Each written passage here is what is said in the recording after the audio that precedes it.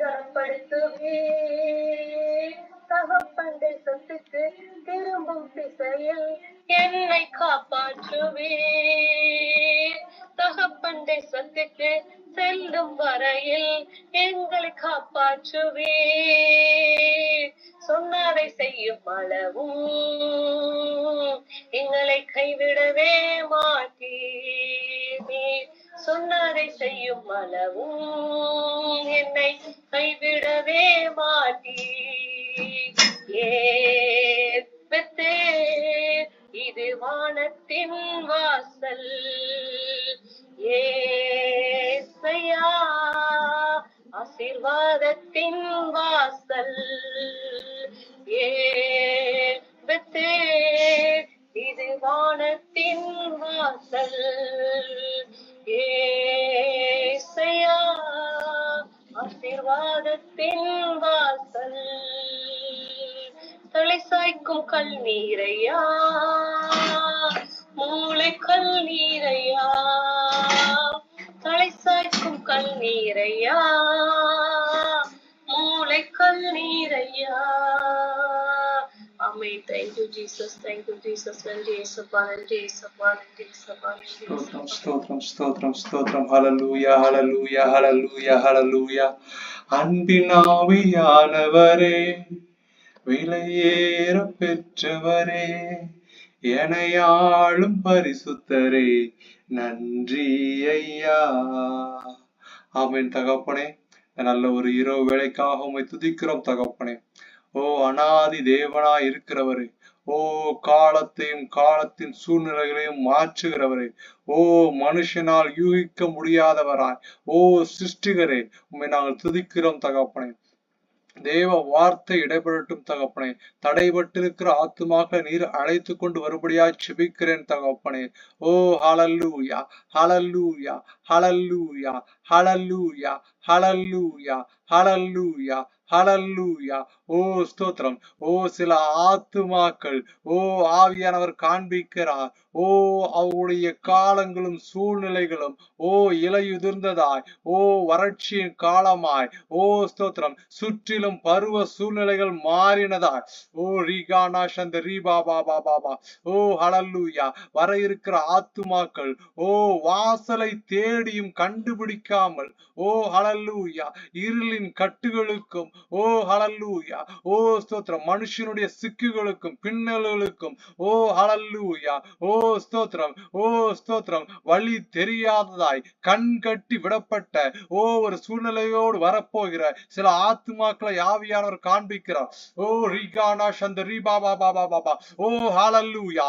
இதோ கர்த்தருடைய தூதன், ஓ ஹல்லேலூயா, அந்த ஆத்துமாக்களை ஓ கட்டி அழைத்து, ஓ ஸ்தோத்திரம், உபத்திரவத்தின் காரியத்திலும், ஓ ஸ்தோத்திரம், ஓ ஹல்லேலூயா, அக்கினி மயமாய், ஓ தீயின் ஆவாய், இதோ அந்த இடத்தின் மீது ஓ வழி தெரியாமல் கண்கட்டி விடப்பட்டு இருந்த சூழ்நிலைகள் மாறும்படியாக ஒரு அபிஷேகம், ஓ ஒரு அபிஷேகம், அனல் மூட்டுகிற ஒரு அபிஷேகம் ஓ அந்த இடத்துல விழுகிறது. ஹல்லேலூயா ஹல்லேலூயா ஹல்லேலூயா ஹல்லேலூயா ஹல்லேலூயா ஹல்லேலூயா. விக்கனக கட்டுகளும் ஓ சரீர ரீதிகளிலே, ஓ ஸ்தோத்திரம், மாம்சிகத்திலும் ஏற்பட்ட போராட்டத்திலிருந்து கர்த்தருடைய கரம் விடுதலையை கொடுக்கிறது. பெற்று ஒரு தேவ பிள்ளை. ஹல்லேலூயா. ஓ ஸ்தோத்திரம். பிதாவே ரத்தத்தை தெளிக்கிறேன், ஆவில பலப்படுத்துங்க. பிதா குமாரன் பரிசுத்த ஆவியின் நாமத்தினால் ஜெபங்களும் ஜீவனுள்ள எங்கள் பரம தகப்பனே. ஆமேன் ஆமேன் ஆமேன். கர்த்தராகிய இயேசு கிறிஸ்துவின் நாமத்தினாலே வந்திருக்கிற ஒவ்வொருக்கும் வாழ்த்துக்களை சொல்லிக் கொள்கிறேன். ஸ்தோத்திரம். ஹல்லேலூயா. ஸ்தோத்திரம். கேட்கலாமா? ஸ்தோத்திரம் ஸ்தோத்திரம். ஓகே, வேணாம். ஸ்தோத்திரம். ஹல்லேலூயா. ஸ்தோத்திரம். இன்னைக்கு கடந்த வாரங்கள் நம்ம பார்த்திருக்கிறோம், மரணத்துக்கு அதிகாரியாகிய பிசாசானவை தன்னுடைய மரணத்தினாலே வீழ்த்தினார் அப்படிங்கிறத குறித்து நம்ம தொடர்ச்சியா தியானிச்சுக்கிட்டு இருக்கிறோம். இந்த வாரத்திலையும் கேட்டீங்க அப்படின்னா வேதத்துல 2 வகையான மனுஷர்களை குறித்து நம்ம பார்க்க போகிறோம். ஸ்தோத்திரம். இந்த இரண்டு வகையான மனுஷர்களை குறித்து நம்ம தியானிக்கிற வேலைகளில நம்ம எந்த சூழ்நிலையில இருக்கிறோம் அப்படிங்கிற வசனம் சொல்ல அவனவன் பிறனுக்கானவே அல்ல தனக்கானவல்ல பிறனுக்கானவே நோக்குவானாக அப்படிங்கிற ஒரு வசனம் உண்டு. உன் கண்ணில் இருக்கிற உத்தரத்தை உடனாமல் உன் சகோதரன் கண்ணில் இருக்கிற துரும்பை பார்க்கிறது என்ன அப்படிங்கிற ஒரு வசனமும் நமக்கு ஆவியானவர் இடைப்பட்டு சொல்லுகிறார். ஏன்னா ஏன்ட்டு இருக்கிற குறை, ஏன்ட்டு இருக்கிற அழுக்கு, ஏன்ட்டு இருக்கிற பாவம் நான் செய்த விஷயத்திலிருந்து வெளிப்பட்டு வரும்படியாக என்னை இந்த கட்டுகளிலிருந்து விடுதலையாக்கும்படியாகவே கர்த்தர் இந்த கூட்டத்துக்கு நம்ம எல்லாம் ஒரு மனத்தோடு இணைத்திருக்கிறார். ஸ்தோத்திரம். ஹல்லேலூயா.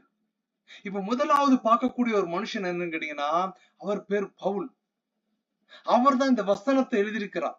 என்ன வசனத்தை எழுதினா பிலிப்பியருக்கு எழுதின புஸ்தகத்துல 1ஆம் அதிகாரம் 21ஆம் வசனம் சொல்கிறது, கிறிஸ்து எனக்கு ஜீவன், சாவு எனக்கு ஆதாயம். For me to live in Christ and to die is gain. இப்போ ஒரு பிசினஸ் பண்றோம்னா என்ன விஷயம் கேட்டீங்கன்னா இன்வெஸ்ட்மெண்ட் போடுறோம். ஒரு 100 ரூபாய் போட்டோம்னா 200 ரூபாய் வந்தது, அதுக்கு பேர் ப்ராஃபிட். 100 ரூபாய் இன்வெஸ்ட்மெண்ட் பண்ணா 200 ரூபாய் வந்துச்சு.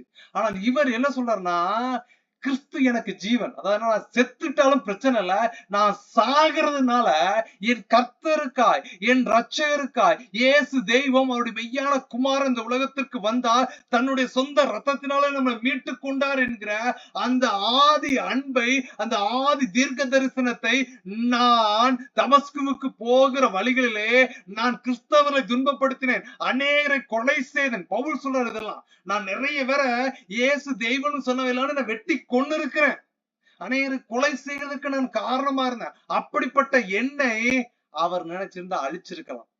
ஆனால் என்னை அழிக்காதபடியாய் என்னை ஜீவனை கொடுத்து என்னை ரட்சித்து என்னை அவருக்காக என்னுடைய ஜீவனை கொடுக்கும்படியாக அழைத்த அவருடைய அன்பு எவ்வளவு பெரிய அன்பு அப்படி சொல்லிட்டுதான் அந்த அன்புக்குள்ள பிரயாணம் பண்ணி போகிற மனுஷன் இந்த பவுல் சொல்கிறார், நான் அப்போஸ்தலர்கள் 12 பேத்துல பேதுருவை தவிர வேற யாரையுமே நான் பார்க்கல.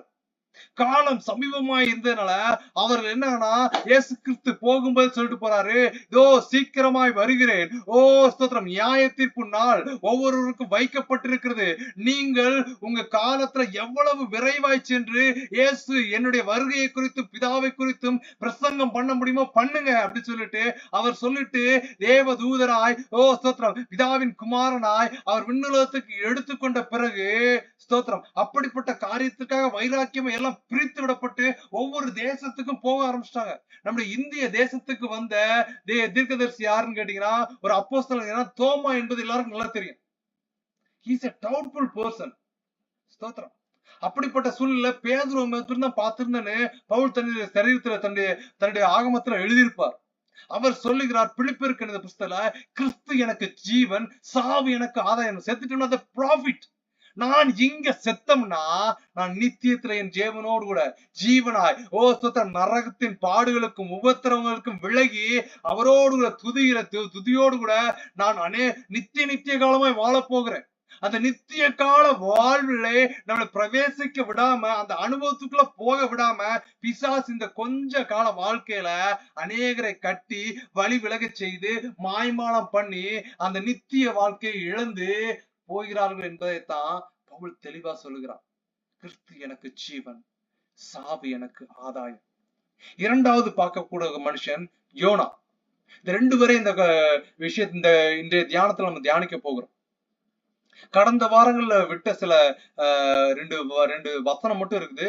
அந்த வசனத்தை ஏன்னா கடந்த வாரம் நம்ம பார்க்கும்போது தாவீது அந்த ஸ்தோத்திரம் 52 இருந்து நீங்க வாசிச்சு பாத்தீங்கன்னா தாவீதை கொல்லும்படியாக ஸ்தோத்திரம் கோலியத்தை கொன்னுட்டான், வீழ்த்திட்டான்.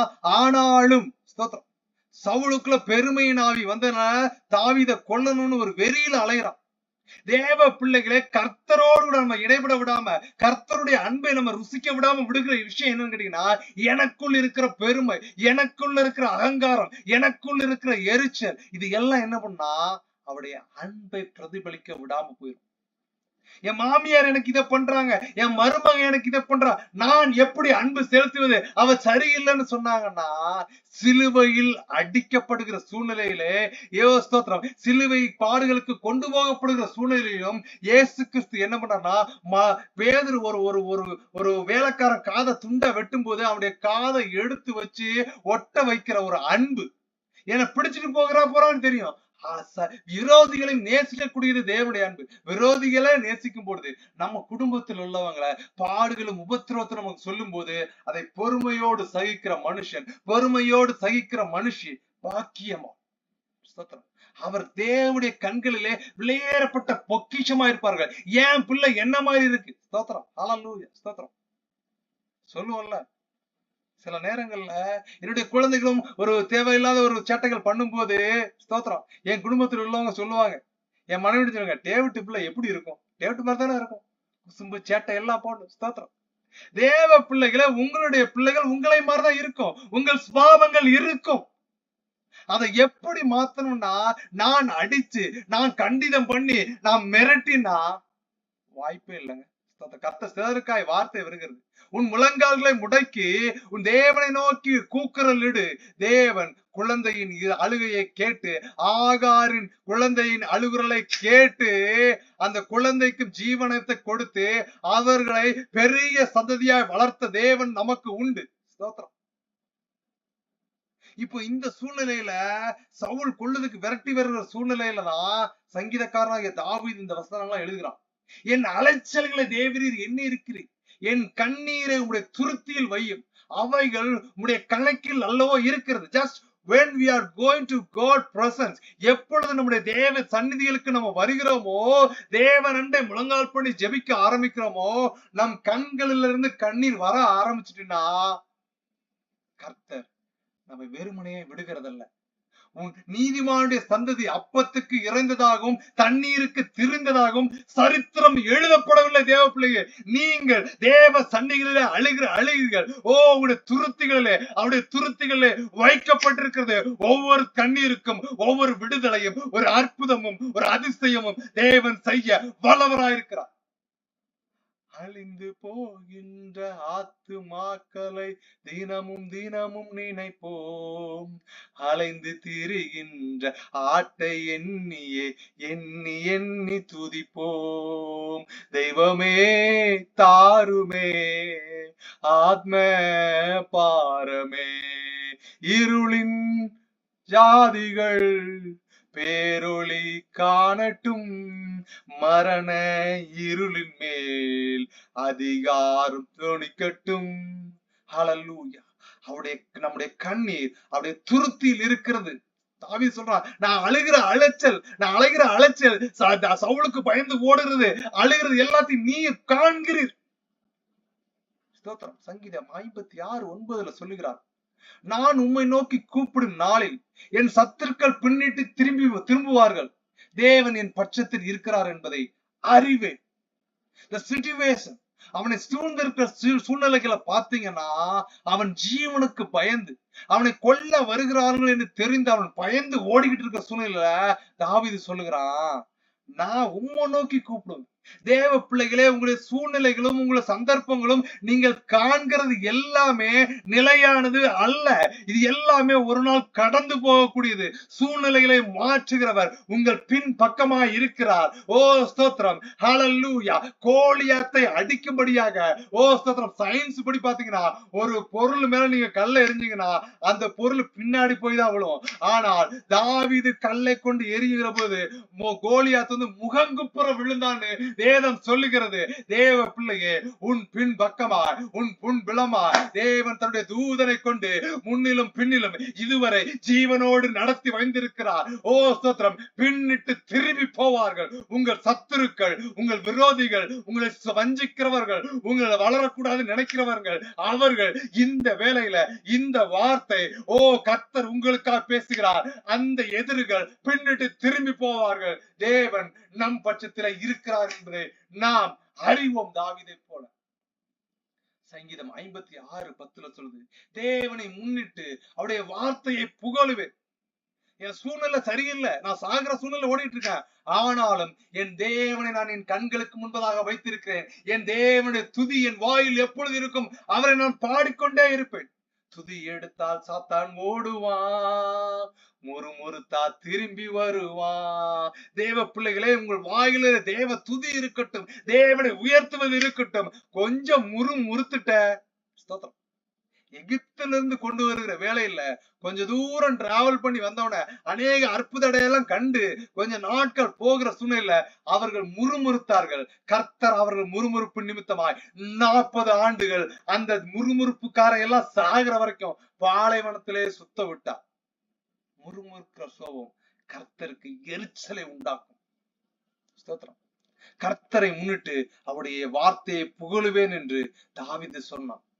சங்கீதம் 56:11 சொல்லி இருக்குது, தேவனை நம்பி இருக்கிறேன், நான் பயப்படேன், மனுஷன் எனக்கு என்ன செய்வான். We are believing in the God. We are trusting the God. Don't fear about anything. நாம் கர்த்தரை நம்பி இருக்கிறோம், கர்த்தரை விசுவாசிக்கிறோம், அவர் என்னோடு கூட இருக்கிறார். நான் பயப்படேன், இந்த மனுஷன் இந்த மனுஷி எனக்கு என்ன செய்வார் என்கிற வார்த்தை உங்களுக்காய் வருகிறது. அவர் சொல்றார், தேவனே நான் உமக்கு பண்ணின பொருத்தனைகள் என் மேல் இருக்கிறது. பொருத்தனைன்னா காசு கொடுக்கிற பொருத்தனை, தசமமாக கொடுக்கிற பொருத்தனை, இதெல்லாம் மனுஷ பயலுவா பெருந்தின்னிக்காரங்க தங்கள் வயிற்றுக்கே ஊழியம் செய்யக்கூடிய கள்ள போதர்கள் சொல்கிற வார்த்தை.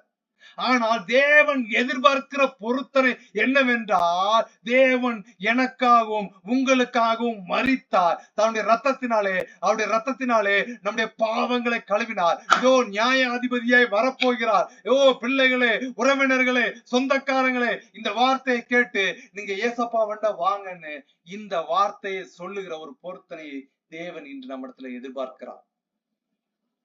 அதுக்கப்புறம் பொருத்தனையை மாத்திரம் கிடையாது, நான் உனக்கு ஸ்தோத்திரம் செலுத்துவேன். அந்தி வந்தி மதியான வேளைகளை நான் உண்மை துதிப்பேன் என்று கடந்த வாரங்கள பார்த்தோம். சங்கீதம் 56:13 சொல்லுகிறது, நான் தேவனுக்கு முன்பாக ஜீவனுள்ளவருடைய வெளிச்சத்திலே நடக்கும்படி நீர் என் ஆத்மாவை மரணத்துக்கும் என் கால்களை இடலுக்கும் தப்புவியாதிருப்பீரோ. He is asking one question. கர்த்தரை நோக்கி நம்ம அநேக நிலைகளில, அநேக சூழ்நிலைகள, அநேக உபத்திரவங்கள் வருகிற வேளையில, அநேக பாடுகள் வருகிற வேளையில, அநேக இக்கட்டுகளும் உலக ரீதியான பிரச்சனைகளும் சொல்கிற வேளையில நம்ம கேட்கறது, நான் வாழ்றதுக்கு செத்து போனா நலமா இருக்குன்னு ஒரு எண்ணங்களும் ஒரு சத்துருவின் தோற்றமும் உன் இருதயத்துக்குள்ள வருதுன்னா, தேவ பிள்ளையே, உங்க இருதயத்துக்குள்ள கர்த்தர் வரல. We are occupying some unwanted things in our heart. தேவையில்லாத விஷயங்கள், தேவையில்லாத காரியங்களை இருதயத்துக்குள்ள சேர்த்து வைக்கிறதுனால மரண பயம் மேற்கொள்ளுகிறது. தேவ பிள்ளைய, உங்க இருதயத்துக்குள்ள உங்க சிந்தனைக்குள்ள தேவனை முதலிடமாய் வைத்து விட்டீங்கன்னா இந்த மரண பயம் உங்களை விட்டு ஓடி போகும். ஸ்தோத்திரம். 2 மனுஷரை குறித்து நம்ம பாதிக்கும். அது போன வாரத்துல தொடர்ச்சி, அதை முடிச்சாச்சு. இந்த வாரத்துல 2 மனுஷர்கள், ஒன்று பவுலை குறித்து பார்க்க போகிறோம், இன்று யோனாவை குறித்து பார்க்க போகிறோம். பவுல் எப்படிப்பட்டவரா இருந்தாருன்னு நமக்கு நல்லா தெரியும். அவர் சொல்லுகிற விஷயங்கள்னா, அவர் தேவ அன்பை ருசிச்சதுனால அவர் சொல்லுகிற வார்த்தை தான் பிலிப்பியருக்கு எழுதின புஸ்தகம் 1:21, கிறிஸ்து எனக்கு ஜீவன், சாவு எனக்கு ஆதாயம். ஸ்தோத்திரம். அந்த பிலிப்பியர் 1 ஃபுல்லா வாசிச்சு பாத்தீங்கன்னா என்ன பண்றாங்கன்னா, நிறைய பேர் இவன் பிலிப்புக்கு ஸ்தோத்திரம் இந்த பவுலுக்கு விரோதமாக 2 விஷயத்தை செய்ய ஆரம்பிக்கிறாங்க. என்ன விஷயம் செய்ய இருக்குன்னா, ஒரு கூட்டம் தேவனுக்காக தேவ செய்தியை பிரஸ்தாபம் பண்ண ஆரம்பிக்குது. ஆனா இன்னொரு கூட்டம் என்ன பண்ணுதுன்னா, எப்படியாவது நம்ம இந்த வார்த்தைகளை சொல்ல ஆரம்பிச்சிட்டோம்னா இந்த யூதர்களும் ரோமர்களும் என்ன பண்ணுவாங்கன்னா, இந்த பவுலை பிடிச்சு கொண்டுருவாங்கன்னு விரோதத்தின் நிமித்தமா இயேசு கிறிஸ்துவ பிரச்சாரம் பண்ணாங்க. அப்ப பவுல் சொல்லுவாரு, எப்படினாலும் சரி, எந்த சூழ்நிலை இருந்தாலும் சரி, எப்படியாவது என் தேவன் நாமம் பிரஸ்தாவப்பட்டா போதும்னு சொல்லுவார். ஸ்தோத்திரம். பிலிப்பியருக்கு எழுதின புஸ்தகம் 1ஆம் அதிகாரத்தை நம்ம தியானிக்க போகிறோம். நான் ஒன்றிலும் வெட்கப்பட்டு போகாமல். ஸ்தோத்திரம். தேவ பிள்ளைகளே, இன்னைக்கு சொந்தக்காரன் முன்னாடி வைக்கப்பட்டு விட்டுருப்போம். ஏன்னா நான் இப்படி இருக்கிறேன், என் சூழ்நிலை இப்படி இருக்குது, என்னுடைய காரியம் இப்படி இருக்குது, என்னை பார்க்கிறவங்க எல்லாம் கேட்கிற கேள்விகள் என் இருதயத்தை குத்துதுன்னு நீங்க வெட்கப்படுவீங்கன்னா உங்க வெட்கம் மாறுதலாய் முடிய போகிறது. தேவ பிள்ளை, எப்பொழுதும் போல இப்பொழுதும் மிகுந்த தைரியத்தோட ஜீவனால் ஆகிலும் சாவினால் ஆகிலும் கிறிஸ்து என் சரீரத்தினாலே மகிமைப்படுவார் என்று எனக்கு உண்டாயிருக்கிற வாஞ்சைக்கும் நம்பிக்கைக்கும் தக்கதாய் அப்படி முடியும். நான் செத்தாலும் பரவாயில்லையா, நான் உயிரோடு இருந்தாலும் செத்தாலும் அது என் தேவனுடைய ராஜ்யத்திற்காக, என் தேவனுக்காக இந்த சரீரத்தை நான் கொடுக்க ரெடியா இருக்கிறேன் சொல்லிட்டுதான் சொல்றாரு, கிறிஸ்து எனக்கு ஜீவன். கர்த்தர் ஆதாமை எடுத்து படைக்கிற சூழ்நிலைகளே மண்ணிலே இருந்து எடுத்து அவனை படைத்து ஜீவ சுவாசத்தை அவன் நாசியிலே ஊதினான். மனுஷன் ஜீவாத்மாவானான். அவன் அந்த கனியை சாப்பிட்ட சூழ்நிலை கர்த்தர் சொல்லுகிறார், மனுஷன் மண்ணிலே இருந்து எடுக்கப்பட்டபடியால் மண்ணுக்கே திரும்புவார். கொடுத்த ஜீவன் என்னிடத்துல வரும். நியாய தீர்ப்பு நாளில இந்த சரீரம் அங்க போகாது, இந்த சரீரம் மண்ணுக்குள்ள போகும். இந்த ஜீவன் அவர் கொடுத்த ஓனர்கிட்ட போய் நிற்கும். நிக்கிற வேலையில ஓனர் கேட்கறது என்னன்னா, உண்மை மூத்தமான ஊழியக்காரனே, கொஞ்சத்தில் உண்மையா இருந்தால் உன்னை அநேகத்தின் மேல் அதிகாரி ஆக்குவேன் என்கிற ஒரு வாக்கு தத்தமும் நியாய தீர்ப்பும் நடக்கும் என்கிற ஒரு பயத்தோடு தேவ ஊழியத்தை செய்ய வேண்டும்.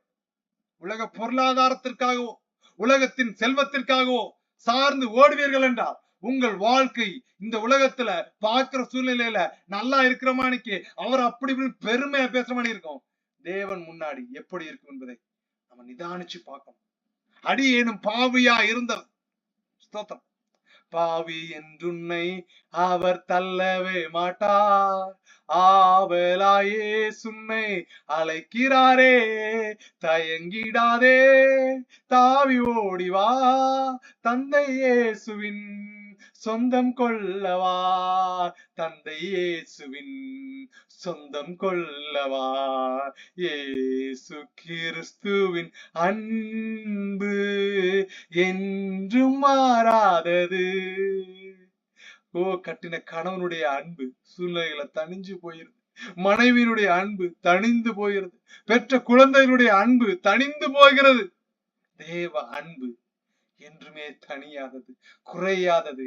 தேடி வருகிற சூழ்நிலையில தகப்பனை விட்டு ஸ்தோத்திரம், என் சொத்தை பிரிச்சு கொடுங்க போய் ஊதாரித்தனமாய் விபச்சாரிகளிடத்திலும் வேசிகளிடத்திலும் தன்னுடைய ஆஸ்தி பஸ்தியை அழிச்சிட்டு தவிடு திங்கிற பண்ணி திங்கிற தவிட்ட தின்னுட்டு இருந்த அந்த இளையகுமாரனுக்கு ஞானம் வருகிறது, புத்தி தெரிகிறது. நான் தவிட தின்னுட்டு இருக்கேன், ஆனா என் அப்பாவுடைய வீட்டுல, என் தகப்பனுடைய வீட்டுல என் வேலைக்காரனும் ஒரு ராஜ சாப்பாடு சாப்பிட்டு இருக்கான். இப்பொழுது எழுந்து என் தகப்பனிடத்திற்கு போவேன் என்று சொல்லி தேவ சந்நிதியில இருந்து மரண ரீதிகளின் கட்டுகளில் இருந்து ஜீவனத்தை நோக்கி ஆவிக்குரிய ஒரு வழியை தேடி வருகிறவனாய் அந்த கெட்ட குமாரன் பிழைத்திருக்கும்படியாக தேவனை நோக்கி வந்தது போல இதோ இந்த கூடுகையில இந்த சத்தத்தை கேட்டிருக்கிற தேவ மனுஷா கர்த்தர் சொல்லுகிறார், முந்தினவர்களை நினைக்க வேண்டாம், பூர்வ மாலைகளை சிந்திக்க வேண்டாம், புதிய காரியத்தை நான் செய்கிறேன். சொந்தக்காரன் பந்தக்காரன் உற்றார் உறவினர்கள் என்ன பண்ணுவாங்க தெரியுமா? கட்டின கணவனா இருந்தாலும் சரி, பெத்த பிள்ளையா இருந்தாலும் சரி, மனைவியா இருந்தாலும் சரி, சித்தப்பா பெரியப்பா இருந்தாலும் சரி, மாமா அத்தையா இருந்தாலும் சரி, எந்த உறவா இருந்தாலும் சரி, whoever it is, if you do small mistake, they are stored in the main memory. ஒரு சின்ன தவறுகளை அவங்க இதயத்துல வச்சுக்கிட்டே இருப்பாங்க, குத்தி காட்டுவாங்க. ஆனால் கர்த்தரோ அக்கிரமம் நிறைந்தவர்களா, அசூசியம் நிறைந்தவர்களா, சேற்றிலே இருந்தவர்களா, ஸ்தோத்திரம், எந்த சூழ்நிலையா இருந்தாலும் அவர் அள்ளி எடுத்து அப்படியே அரவணைக்கிறவரா இருக்கிறார். ஸ்தோத்திரம். பிலிப்பியருக்கு எழுதின புஸ்தகம் 1:22 சொல்லுது, ஆயிரம் சரீரத்தில் பிழைத்திருக்கிறதுனாலே என் கிரியைக்கு பலன் உண்டாயிருப்பதால் நான் தெரிந்து கொள்ள வேண்டியது இன்னதென்று அறிவேன். செத்தா எனக்கு நல்லது, நான் கர்த்தர்ட்ட போயிருவேன், நித்தியமா இருப்பேன். ஆனாலும் இந்த சரீரத்துல நான் எதற்காக இருக்கிறேன்னா சில வார்த்தைகள் உங்களோட பகிர வேண்டியது எனக்கு நலமாயிருக்கும் என்று தோன்றுகிறது என்று பவுல் சொல்லுகிறார். பிலிப்பியர் 1:23 ஏனெனில் இவ்விரண்டினாலும் நான் நெருக்கப்படுகிறேன், தேகத்தை விட்டு பிரிந்து கிறிஸ்துவுடனே கூட எனக்கு இருக்க எனக்கு ஆசை உண்டு, அது அதிக நன்மையாயிருக்கும். உலகத்துல வாழ்றது நன்மையா இருக்காதுங்க. உலகத்துல சொத்தை சேர்த்து வச்சா நன்மையா இருக்கான்னா அதுவும் கிடையாதுங்க. நாடி தேடி ஓடி என்னத்தை சேர்த்து வச்சாலும் நாசியிலே சுவாசம் நிக்கிறப்போ நீங்க சேர்த்து வச்சது, நான் சேர்த்து வச்சது எல்லாம் யாரும் கொடுக்க மாட்டாங்க. கையில போட்டிருந்த மோதிரம் தான் இருந்தாலும் சரி, இடுப்புல கேட்டிருந்த வெள்ளி கயிறா இருந்தாலும் சரி, அறுத்துட்டு அப்படியே போட்டுருவாங்க. ஸ்தோத்திரம், ஹல்லேலூயா, ஸ்தோத்திரம். தேகத்தை விட்டு ஜீவன் போகிற வேலைகளிலே இந்த தேகத்தை பார்க்கிற எல்லாம் இது பிணம். எப்பொழுது எடுப்பீர்கள்? இது நார ஆரம்பிச்சிரும். If I am going to die, நான் செத்து விட்டேன் என்றால் இந்த ஜீவன் தேவனிடத்துல போகிற சூழ்நிலையில என் சரீரம் கிடக்கிற வேலையில சோ உற்றார் என் மனைவிகளை குழந்தைகளை எல்லாம் சுத்தி அழுகிற சூழ்நிலைகள்ல ஸ்தோத்திரம். சுத்தி இருக்கவங்களும் சொல்லுவாங்க, போதுமா, அழுதது போதும். சரீரம் ஐஸ் பெட்டியில வச்சிருக்கிறோம், எவ்வளவு நாள் வைப்ப, போதும், எடுத்து அடக்கம் பண்ணிடுவோம். சரீரம் நாற்றம் எடுக்கக்கூடியது. பவுல் சொல்லுகிறார், தேகத்தை விட்டு பிரிந்து கிறிஸ்துவுடனே கூட இருக்க எனக்கு ஆசை உண்டு. ஆசையெல்லாம் நீர்தானையா, தேவையெல்லாம் நீர்தானையா, ரட்சகரே இயேசுநாதா, தேவையெல்லாம் நீர்தானே. ஸ்தோத்திரம். இன்னைக்கு நம்ம பவுலை மட்டும் பார்க்கலாம். நேரம் 25 நிமிடம் ஆகிவிட்டது. பிலிப்பியர் 1:24 அப்படி இருந்தும் நான் சரீரத்தில் தரித்திருப்பது உங்களுக்கு அதிக அவசியம். தேவ பிள்ளைகளே, தேவ மனுஷர்கள் சரீரத்துல இருக்கிறதுக்கான காரணம் என்னன்னா, சரீரத்துல இருந்தாதான் நாம அவங்கள பார்க்க முடியும். அவங்க ஆவிக்குள்ள போயிட்டாங்க அப்படின்னா அவங்க நம்ம பார்க்க முடியாது. அதனால தான் அந்த மனுஷனை, தேவ மனுஷனை சரீரத்துல வைத்திருக்கிறார். ஸ்தோத்திரம். 2 நாட்களாக நான் ஒரு ஜெப குடுகையில கலந்து கொண்டிருந்தேன். பிரபலமான பாடல்களை, அநேக பாடல்களை எழுதின ஒரு தேவ மனுஷன் ஜெபிக்கிற வேலைகளில, அவர் ஸ்டேஜில் வருகிற வேலைகளில கர்த்தர் என்னோடு கூட சொன்ன வார்த்தை, ஏதோ தகப்பன் எடுத்துக் கொள்ளப்பட போகிறார், சூழ்நிலை மாற போகிறது. யார் வேண்டும் நாதா நீரல்லவோ, எது வேண்டும் நாதா உம் அன்பல்லவோ, பாலாகும் லோகம் வேண்டாமையா, பாலாகும் லோகம் வேண்டாமையா, வீணான வாழ்வை வெறுத்தேனையா. தேவ பிள்ளைகளே, தேவனுக்காய் ஓடினவர் தேவன் அண்டையிலே போகிற சூழ்நிலையில் காண்பிக்கும் போது அது என்ன ஒரு பேரின்பம். எழுந்து தேவ தூதர்கள் ஸ்தோத்திரம், வானாதி வானமே போற்று, உன்னதங்களில் அவரை போற்று, வானத்தின் சேனையே போற்று, சூரிய சந்திரனை போற்று. அவரை போற்றக்கூடிய ஒரு துதியோடு கூட அவருக்காய் தேவ சந்நிதிகளிலே தேவ தூதர்கள் இறங்கி ஹல்லேலூயா ஹல்லேலூயா, அநேகர் வருத்தத்தோடும் வியாகுலத்தோடும் அந்த சரீரத்தை தூக்கி போகிற ஒரு காட்சியை நான் காண்கிறேன். ஹல்லேலூயா, ஸ்தோத்திரம். ஆனால் அந்த மனுஷன் மேலிருந்து தேவ சந்நிதியிலிருந்து பார்க்கிற சூழ்நிலையில, தேவனே உந்தன் சித்தம் வெளிப்படட்டும். தேவ மனுஷன் எடுக்கப்படுகிற சூழ்நிலையிலே, எலியா எடுக்கப்படுகிற சூழ்நிலையிலே, எலிசாவுக்கு கொடுக்கப்பட்ட வாக்கியங்களும் தரிசனங்களும் இரட்டிப்பாய் இருந்தது போல ஒரு அபிஷேகம் அந்த தலத்தின் மீது கர்த்தர் பொழிய போகிறார். ஒருத்தர் இடத்துல இருந்து அநேக இடத்துல வல்லமைகளும் வார்த்தைகளும் ஜனங்கள் கூட்டம் கூட்டமா எழும்பக்கூடிய ஒரு தரிசனம் தேவனிடத்திலிருந்து எழும்பி வருகிறது. இந்த கோதுமை மணியானது நிலத்துல விழுந்து சாகாவிட்டால் அது 30, 60, 100 பலன் தராது என்று சொன்னது போல தேவ மனுஷர்கள் எடுக்கப்படுகிற சூழ்நிலையில வரங்கள் பிரிந்து கொடுக்கப்பட்டு ஒவ்வொருவருக்கும் தேவனுடைய திட்டத்தை நிறைவேற்றும்படியாக கர்த்தர் அநேகரை எழுப்ப போகிற ஆண்டா இந்த ஆண்டு இருக்க போகிறது.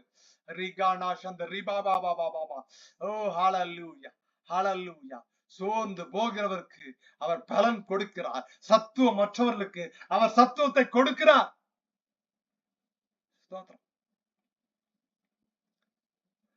பிலிப்பியர்கள் எழுதின புஸ்தகம் 1:25. ஹல்லேலூயா, ஸ்தோத்திரம்.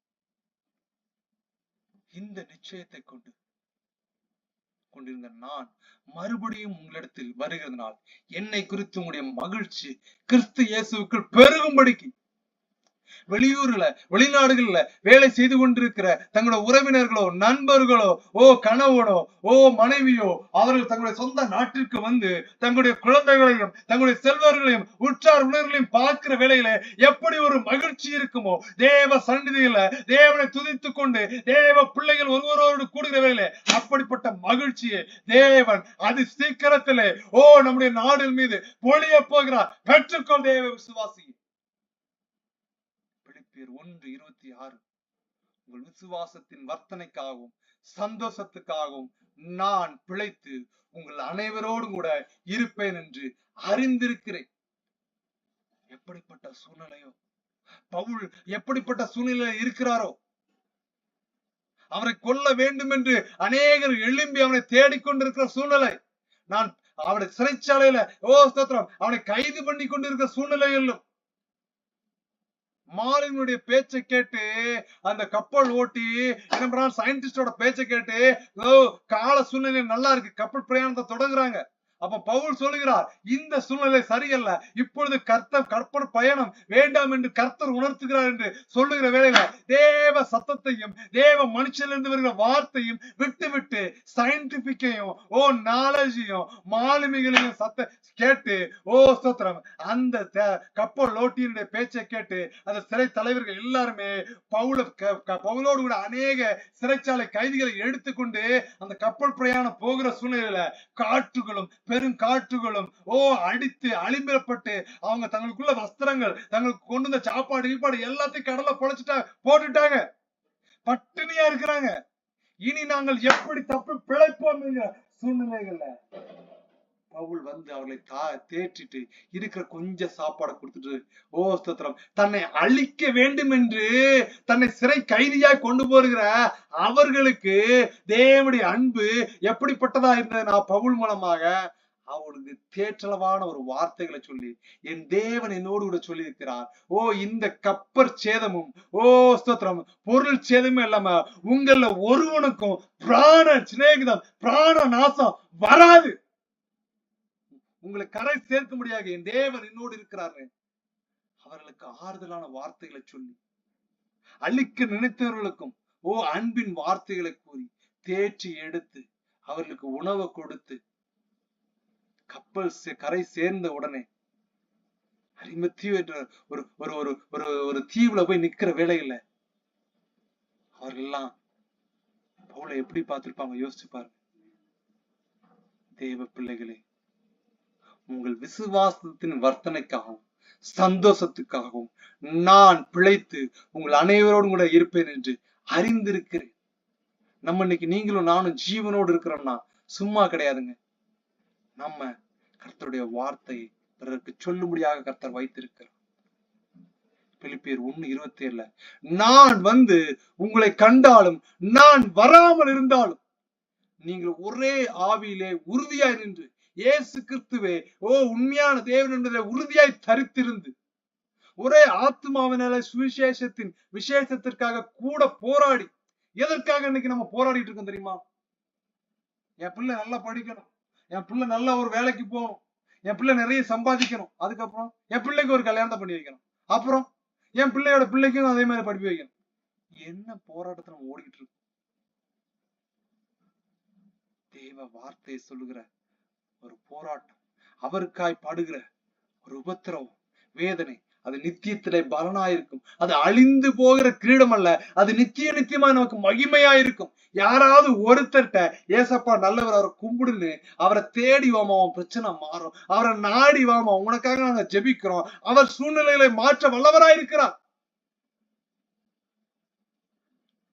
எதிர்க்கிறவர்களாலும் ஒன்றுமில்லை, மருளாது இருக்கிறவர்கள் என்று உங்களை குறித்து நான் கேள்விப்படும்படி எவ்விதத்திலும் நீங்க கிறிஸ்துவின் சுவிசேஷத்திற்கு பாத்திரம் நடந்து கொள்ளுங்க. எதற்காக நம்ம பாத்திரமா இருக்கும் தெரியுமா? ஏசப்பா நல்லவர்னு சொல்றதுல மட்டும் ரொம்ப கிளியர் கட்டா இருக்கும். நான் இன்று படுத்திருக்கிற சூழ்நிலையில, நான் சிக்ரியில central electrochemical research institute in Karaikudi.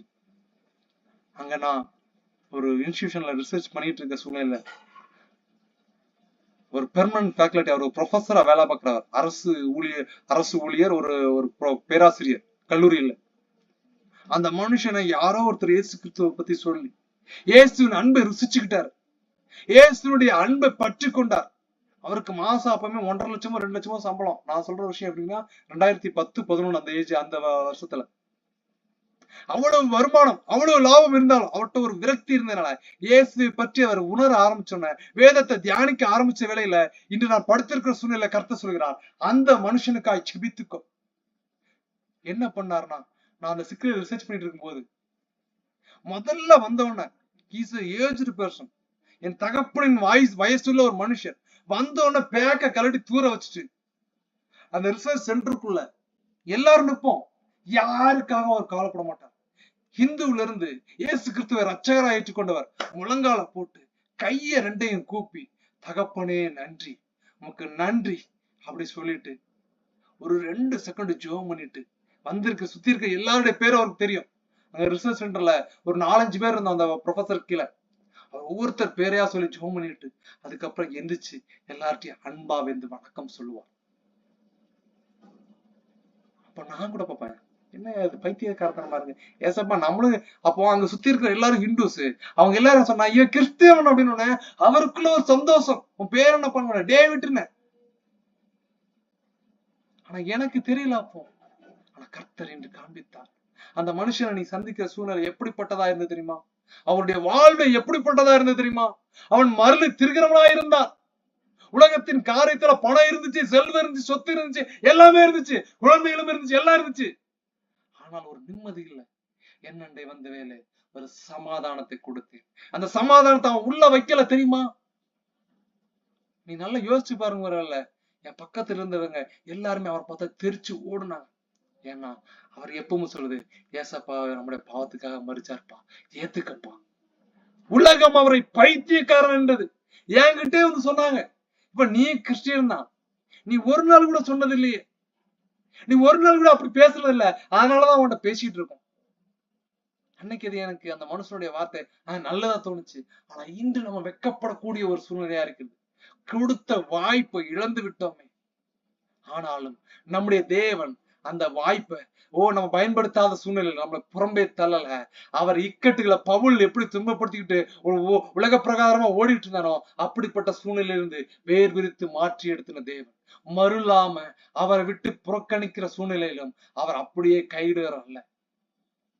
நீங்கள் மறலாதிருக்கிறது அவர்கள் கெட்டு போகிறதற்கும் நீங்கள் ரட்சிக்கப்படுவதற்கும் அத்தாட்சியா இருக்கிறது. இதுவும் தேவனுடைய செயலை. என் வாழ்க்கையில இப்படி போராட்டம், அப்படி போராட்டம், அது இருக்கு, இது இருக்கு. ஸ்தோத்திரம். தேவ பிள்ளைகளே, ஒரு போராட்டம் முடிஞ்சு போச்சுன்னா அடுத்த போராட்டம் பின்னாடியே வந்துட்டு இருக்கும். எந்த சூழ்நிலையிலும் அவரை துதித்து கொண்டே இருங்கள், அவரை புகழ்ந்து கொண்டே இருங்கள். அவர் வசனம் சொல்கிறது, உங்கள் பாரங்களை எல்லாம் என் மேல் வைத்து விடுங்கள். ஸ்தோத்திரம்.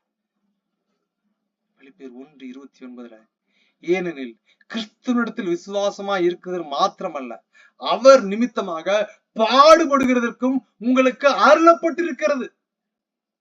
ஏசப்பாட்ட வந்துட்டேன்னா பிரச்சனை சால்வ் ஆகணும் இல்ல, அந்த பிரச்சனையோடு கூட நம்ம போன வாரத்துக்கு முந்தின வாரம் பார்த்தோம், சோதனையோடு கூட அதற்கு தப்பிக்கத்தக்க வழியை உண்டாக்க நம்முடைய தேவன் வல்லவராயிருக்கிறார். ஓ ஹல்லேலூயா. வல்லமை தேவா, வல்லமை தாரும் தேவா, இன்று தேவா அதை இப்போ தாரும் தேவா, இன்று தேவா அதை இப்போ தாரும் தேவா.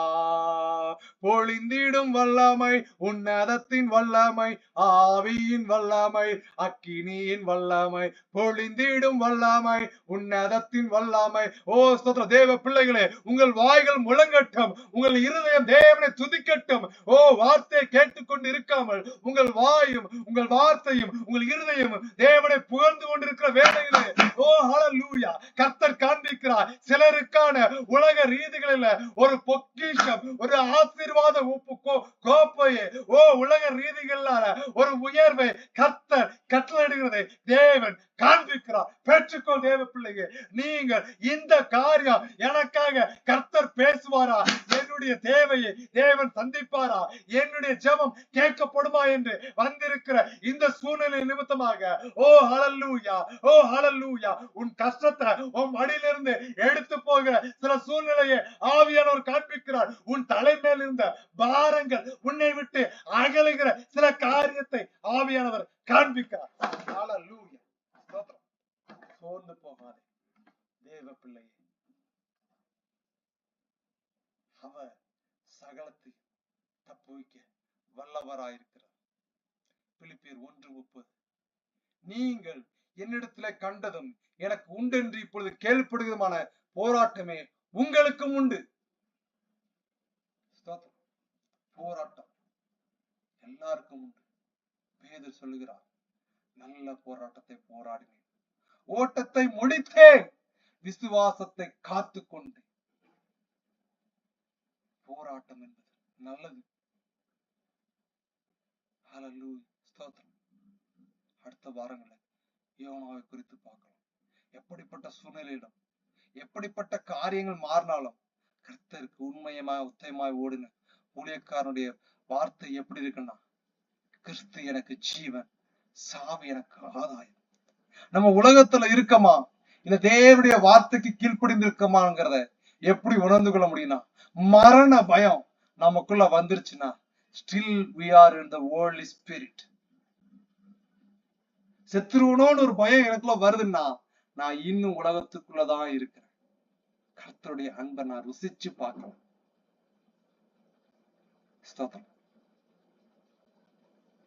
இப்ப நம்முடைய மத்தியில இருக்கிற பிரதர் ரெஸ்டோன் கர்த்தர் வார்த்தையை சொல்லி ஃபைனல் பிரேயர் பண்ணாங்க. பிரைஸ் லார்ட் தம்பி. ஹல்லேலூயா, பிரைஸ் லார்ட், ஸ்தோத்திரம். வரல, ஓகே, நம்ம ஃபைனல் பிரேயர் பண்ணி முடிக்க போகிறோம். சொர்க்கீக பிதாவே, இந்த நல்ல ஒரு இரவு வேளைக்காக உம்மை துதிக்கிறோம், உம்மை மகிமைப்படுத்துகிறோம் தகப்பனே. நாங்கள் நிற்பதும் நிர்மூலமாகாமல் இருப்பதும் உம்முடைய சுத்த கிருபையே தகப்பனே. உம்முடைய கிருபைக்கு, உம்முடைய தயவுக்கு, உடைய அன்புக்கு நாங்கள் கீழ்ப்படிந்து நடக்கும்படியாக எங்கள் சூழ்நிலைகளை நீர் மாற்றி தாருங்க தகப்பனே. வழிகளை நீர் உண்டாக்குங்க தகப்பனே. போராட்டங்கள் உண்டு, உபத்திரவங்கள் உண்டு. உங்கள் பலவீனத்திலே ஏன் பலன் பூரணமாய் விளங்கும் என்கிற கர்த்தருடைய வார்த்தை இப்பொழுது இடைப்பட்டு வந்து கொண்டிருக்கிறது. இந்த வார்த்தையை கேட்கிறவர்களே, கர்த்தர் சொல்லுகிறார், உங்கள் பலவீனத்திலே என் பலன் பூரணமாய் இளங்கும். ஹல்லேலூயா, ஹல்லேலூயா, ஹல்லேலூயா, ஹல்லேலூயா. பிதாவே, ரத்தத்தை தெளிக்கிறேன், ஆவியில பலப்படுத்துங்க, சரீர சோர்வு நீங்கட்டும், உலகத்தின் சிந்தனைகளிலிருந்து ஒரு விடுதலை கொடுங்க, உமக்கு உகந்த ஒரு பாத்திரமாக மாற்றுங்க. பிதா, குமாரன், பரிசுத்தாவின் நாமத்தினாலே ஜெபங்களும் ஜீவனுள்ள எங்கள் பரம தகப்பனே. ஆமேன், ஆமேன், ஆமேன். என் ஆத்மாவை கர்த்தரை ஸ்தோத்திரி, என் முழுமையோட பரிசுத்த நாமத்தை ஸ்தோத்திரி. என் ஆத்மாவை கர்த்தரை ஸ்தோத்திரி, கர்த்தர் செய்த சகல உபகாரங்களையும் மறவாதே. ஆமேன், ஆமேன், ஆமேன், ஆமேன். ஹல்லேலூயா, ஸ்தோத்திரம், ஸ்தோத்திரம், ஸ்தோத்திரம், ஸ்தோத்திரம். Thanks for the coming. God bless you. நான் இண்டிவிஜுவலா கால் பண்ணி நான் ஜெபம் பண்ணிடுறேன்.